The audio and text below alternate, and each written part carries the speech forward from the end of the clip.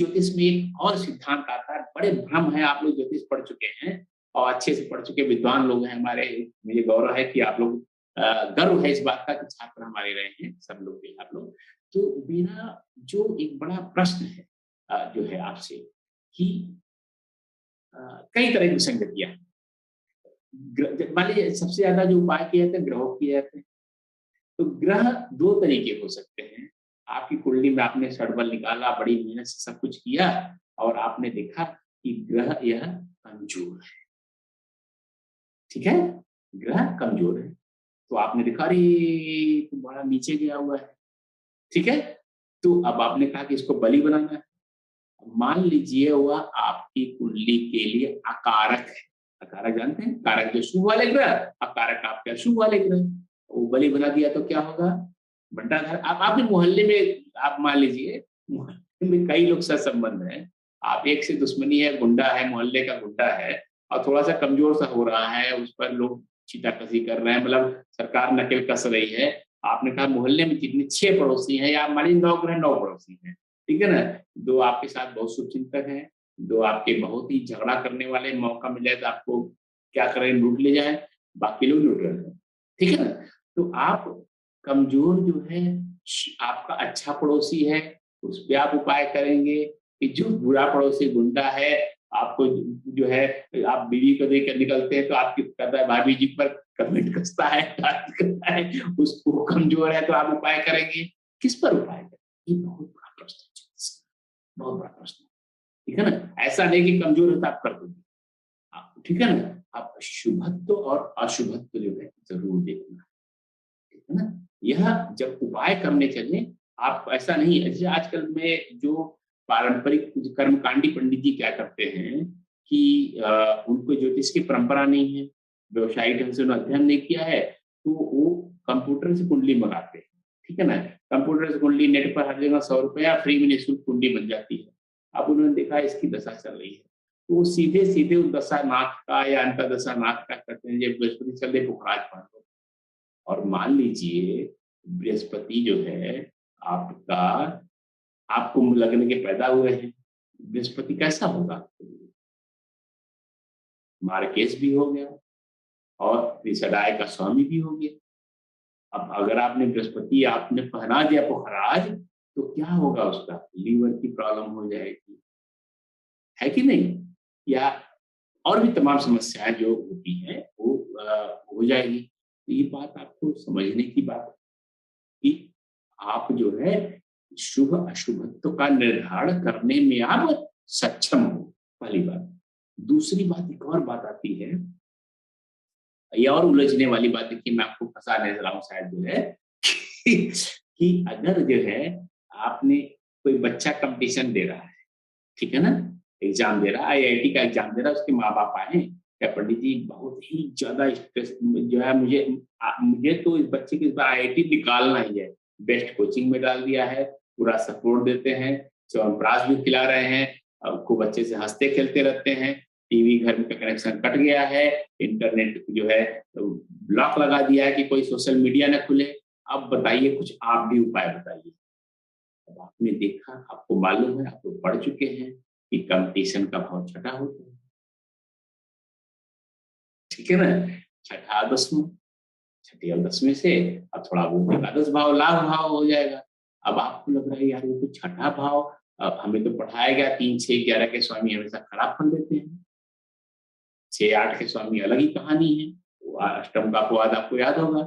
सारे भाव का आपको याद आ गया, एकदम सारी बत्तियाँ जल गई दिमाग की, कि छठे भाव का क्या मैं पहनाऊँ क्या होगा?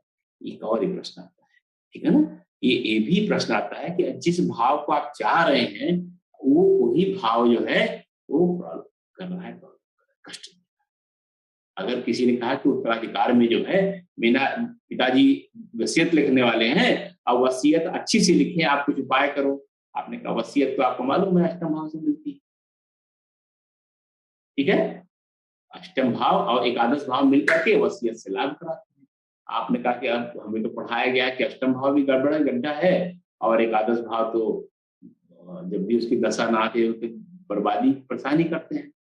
आपके सामने बहुत बड़े-बड़े प्रश्न चिन्ह, जब उपाय बताते समय बड़े-बड़े प्रश्न चिन्ह। इसका उत्तर क्या है? देखिए, सबसे पहली बात, अब मैं रिकैप कर रहा हूँ बस केवल संक्षिप्त में, आप लोग को मुझे मालूम है स्मरण है, लेकिन थोड़ा सा। त्रिकोण के स्वामी हमेशा शुभ होते हैं, ये आपको याद है, ठीक है ना। केंद्र के स्वामी न्यूट्रल होते हैं, सम होते हैं हमेशा। 3, 6, 11 के स्वामी जो है हमेशा खराब फल देते हैं, ठीक है ना। द्वितीय भाव और द्वादश भाव के जो स्वामी हैं वह अपने दूसरे स्वामित्व के आधार पर फल देते हैं, ठीक है ना। बहुत संक्षिप्त में पूरी लघु पराशरी में आपको एक 4 वाक्य में संक्षिप्त कर दे रहा हूं मैं।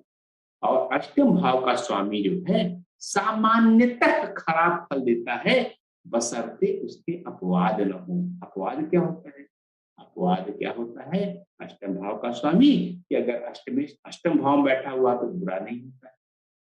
सूर्य चंद्रमा को अष्टमेश का दोष नहीं लगता है, ठीक है ना, ठीक है। सूर्य चंद्रमा को अष्टमेश का दोष नहीं लगता है। एक और बहुत बड़ा अपवाद है, अगर लग्नेश और अष्टमेश एक हो जाए कभी भी वह दोष नहीं हो जाता, ठीक है। तो ये हमने 1 से लेकर 12 भाव का पूरा समझ गए शुभ शुभ कौन से होते हैं। तो सामान्यतः ये क्या किया जाता है कि 3, 6, 11 के स्वामियों का पहनाने में, उतारने में, वो कैसे उपाय तो करना ही पड़ेगा।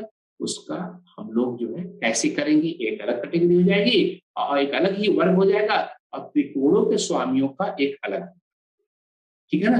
अब मान लीजिए होगा क्या जो है कि होगा क्या जो है कि अगर त्रिकोण के स्वामियों को आपने पहनाया तो शुभ फल की वृद्धि होगी, ठीक है ना, शुभ फल की वृद्धि होगी। तो शुभत्व जो है, लेकिन अगर आपने नवम भाव का किया, नवम भाव केवल नवम भाव नहीं है, और दशम भाव का द्वादश भाव। देखिए एक और उलझा रहा हूं मैं आपको। नवम भाव क्या है? अगर प्रमोशन के लिए कोई व्यक्ति आया है और आपने नवम भाव का पहना दिया है, ठीक है ना, और उसकी सब कुछ ठीक चल रहा है, अचानक डिरेल हो जाएगी, उल्टा चलेगी, क्योंकि नवम भाव द्वादश दशम भाव का द्वादश भाव है, दशम भाव की हानि है, ठीक है ना। आप इस उपाय बताइए कितने उलझने में आपकी बढ़ा रहा हूँ, क्योंकि इसलिए क्यों बढ़ा रहा हूं मैं कि जब तक उलझन नहीं हो तब तक सुलझन नहीं होती, ठीक है ना। जब तक आप उलझेंगे नहीं तब तक उलझेंगे नहीं। ऊपर ऊपर से तो हर चीज आसान लगती है। और उपाय देखिए, ये बात जान लीजिए, उपाय ज्योतिष के सबसे कठिन वाले हिस्से। बीमारी, डॉक्टर के यहाँ गए, अल्ट्रासाउंड मशीन लगाई या रिपोर्ट निकाली, साइड टेस्ट की, बीमारी तो आपको पता चल गई, लेकिन लेकिन जो है उपाय, उसका दवा देना जो है और ठीक कर दो।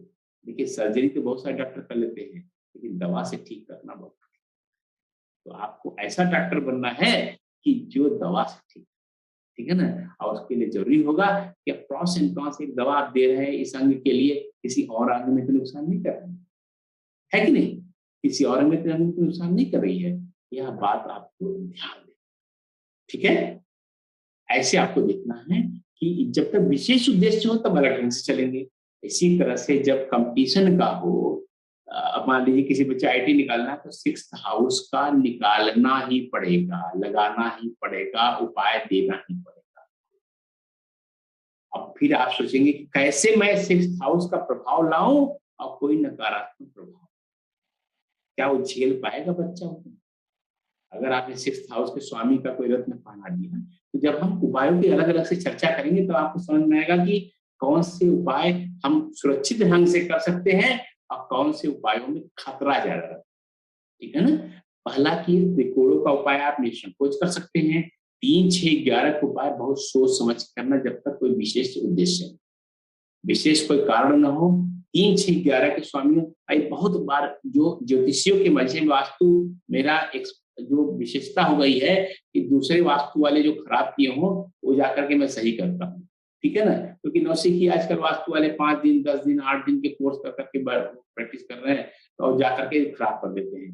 इसी तरह से ज्योतिष पर विश्वास जो उठ रहा है, इन नौसिखिए जो ज्योतिषी जो है, जो बिना समझे मुझे उपाय बता देते हैं, और खासकर वो कर्मकांडी ज्योतिषी जो है, जिनका ज्योतिष का पृष्ठभूमि नहीं है, पूजा पाठ करा रहे हैं लेकिन ज्योतिष भी करने लगे साथ साथ, ठीक है ना? वो लोग खराब कर रहे हैं, उनका मेरा हो गया कि वो मुझसे सताए हुए लोग आते हैं, कहते हैं कि आचार्य जी के पास जाओ, ये सही ढंग से आपको बताएँगे। वो मेरी वैशिष्ट हो गया है, मेरी विशेषता हो गई, मेरी निपुणता हो गई है, कैसे पिटे हुए बेचारों को जो है, मैं उसको सुधारता हूँ, तो इसको समझने की कोशिश करता हूँ। ठीक है ना? तो हम पहली बात कि जो शुभ ग्रह हैं आपके, वो आपको आप लोग को उसका विश्लेषण करना बहुत अच्छी तरह से प्रैक्टिस कराई गई थी, आप लोग को आता भी है। शुभ ग्रहों का निरीक्षण को सामान्यतः जीवन भर के लिए अगर पहनना है, शुभ ग्रहों का ही पहनाइएगा। 3, 6, 11 के स्वामी या जो वो लोग हैं उनका मत पहनाइएगा। ठीक है ना? और शुभ ग्रहों का हमेशा पहना सकते हैं, लेकिन कभी-कभी अगर उसके विपरीत कुछ आ रहा है, जैसे मैंने अभी उदाहरण आपको दिया और बहुत अच्छा उदाहरण है और बहुत बार देखा है मैंने कि जो है प्रमोशन वाला कि जो है प्रमोशन आपने 9 भाव का पहना, बहुत स्ट्रांग कुछ दे दिया आपने, भाग्य बढ़ा रहा है लेकिन प्रमोशन में रुकावट पैदा कर रहा है। ठीक है ना? आपने मकान का योग के लिए चौथे भाव है और संतान के लिए पंचम भाव है। तो एक अगर मान लीजिए आपने कोई योग कारक योग है, कोई ग्रह है, उसको जो है उसका आपने पहना दिया है, वो चौथे भाव का स्वामी है और 9 भाव में बैठा हुआ है और आपने फिर संतान के लिए पहना, वो बाधा उत्पन्न करेगा। क्यों बाधा उत्पन्न करेगा? कि वह जो चौथे भाव का स्वामी है, वह जो है अब ध्यान से समझिएगा, संतान के लिए करा रहे हैं, आपने चौथे भाव का स्वामी है, आपको लगा है 9 भाव में बैठा हुआ ये कारक है, बढ़िया करेगा। चौथे भाव जो है पंचम भाव उसका हानि भाव। कौन सा भाव है? हानि भाव है। और वही चौथा भाव जो है 9 भाव का क्या है? अष्टम भाव। अगर चौथे भाव का पहनाया हुआ है तो संतान में बाधा ही करता है। आपको पता भी नहीं है, आपको लगा ये तो योग कारक ग्रह है, आपने तो बड़ा अच्छा पहनाया हुआ है। हाँ जी, ये प्रॉपर्टी तो खरीद ली, लेकिन इसके बाद क्या हुआ? तो ये जितना ही आप अंदर घुसते जाएँगे इस विज्ञान में, उतना ही आपकी आँखें खुलती जाएँगी। तो हर ग्रह, हर रत्न, हर रुद्राक्ष, हर कुछ जो है अलग ढंग से दिया। तो मेरी तरह देखिए मैं कुछ पहनता ही नहीं हूँ। मैं जीवन में मैं मान के चल रहा हूँ कि इस जन्म में कुछ गलत कर नहीं रहा हूँ। जो भी अच्छा-बुरा कुंडली में लिखा है पिछले जन्मों का है, उसको आपको भोगना पड़ेगा। तो अब मैं भोग ले रहा हूँ, लेकिन हर व्यक्ति आपके पास जो आएगा इतना दृढ़ मनोबल का नहीं, ठीक है ना? इतने दृढ़ मनोबल का नहीं होगा, तो उसके लिए आपको तैयार रहना पड़ेगा।